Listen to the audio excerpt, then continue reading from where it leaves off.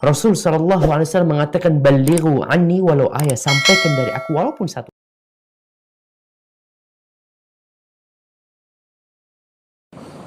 Bismillahirrahmanirrahim. Assalamualaikum warahmatullahi wabarakatuh. Alhamdulillahirabbil alamin. Wassalatu wassalamu ala asyrafil anbiya'i wal mursalin. Sayyidina wa habibina wa syafi'ina wa maulana Muhammadin sayyidil mursalin wa ala alihi wa sahbihi ajma'in. Rabbi shalli wa sallim alaihi wa ala min lisani yafqahu qawli.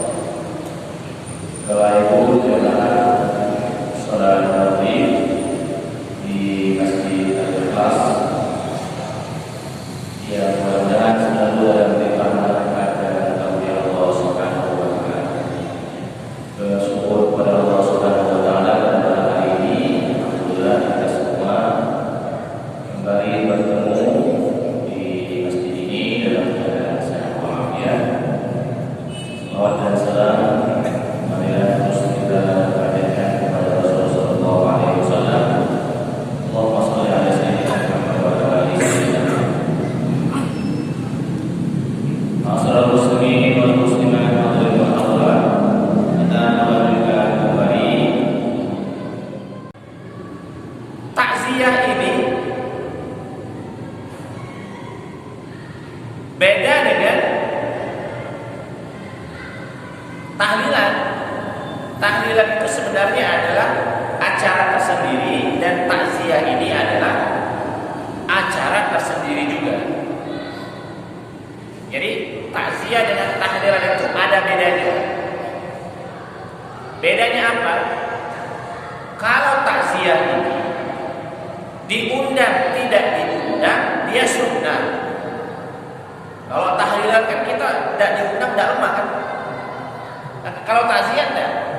Justru takziah itu semakin tidak diundang semakin bagus. Kalau takziah semakin tidak diundang semakin bagus.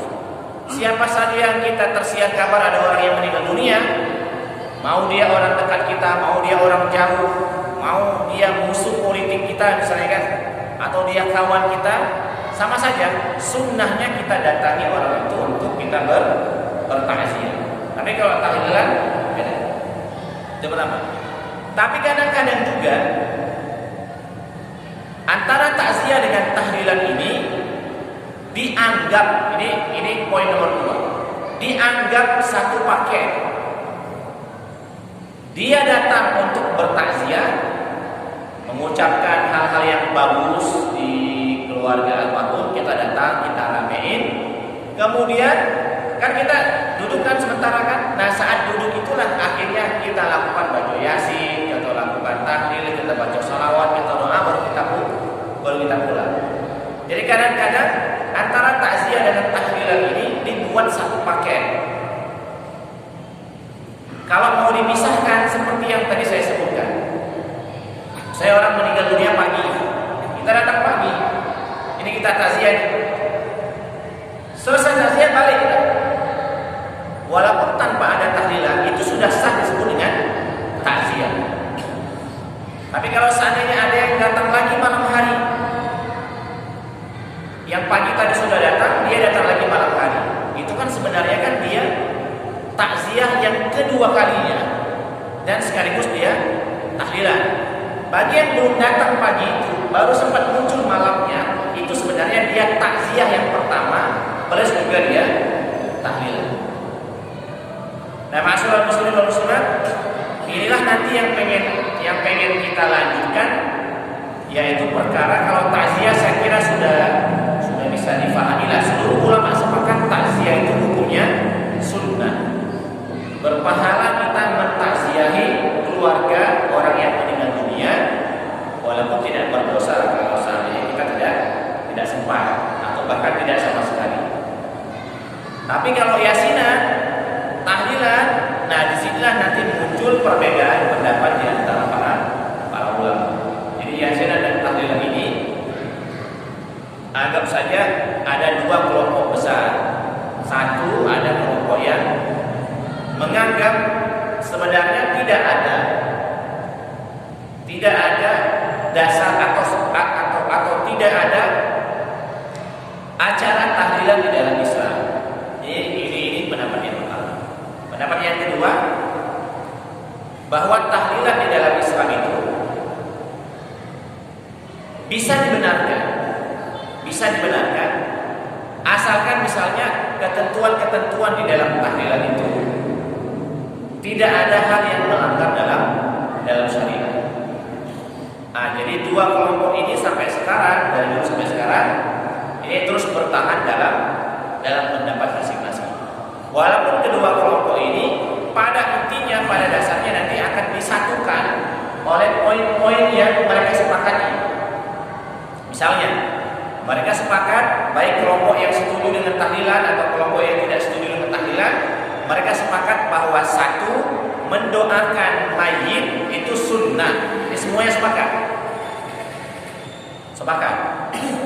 Yang tidak sepakat dengan tahlilan, mereka berpendapat mendoakan jenazah itu tidak harus dalam forum tahlilan. Setelah sholat maghrib kita doakan Allahumma maghfir, misalnya yang meninggal Pak Usman, Allahumma maghfir li akhina Usman, wa maghfir lahu warhamhu wa'afihi wa'fu anhu. Itu sepakat, seluruh orang sepakat.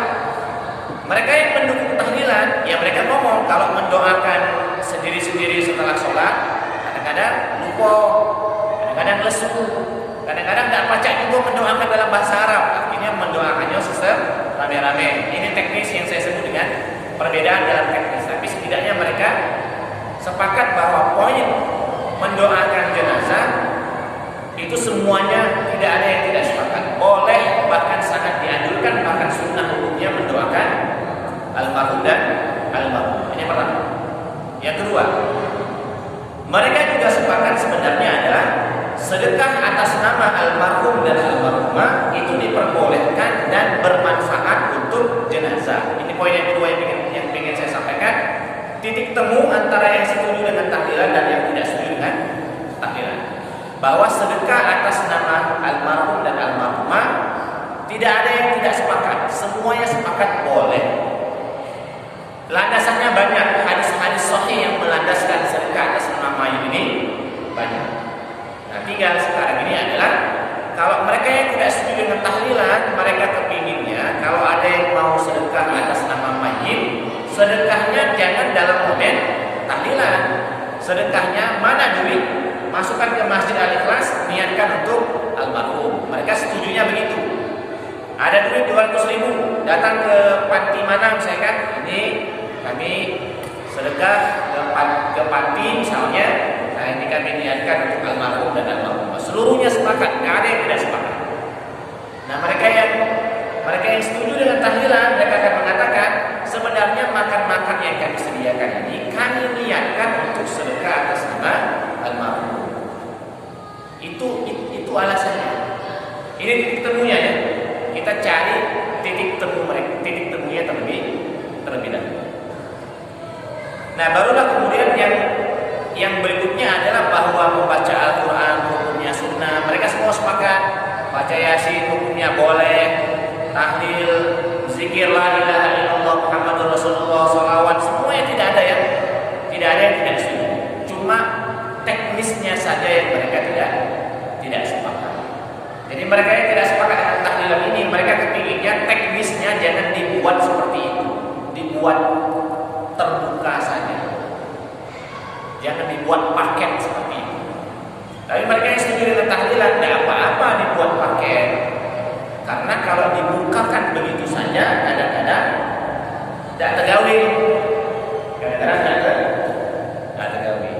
Ya ini sama seperti orang yang sepakat dengan zikir setelah sholat. Semua orang setuju ada zikir setelah sholat. Cuma yang menjadi perselisihan itu adalah teknisnya.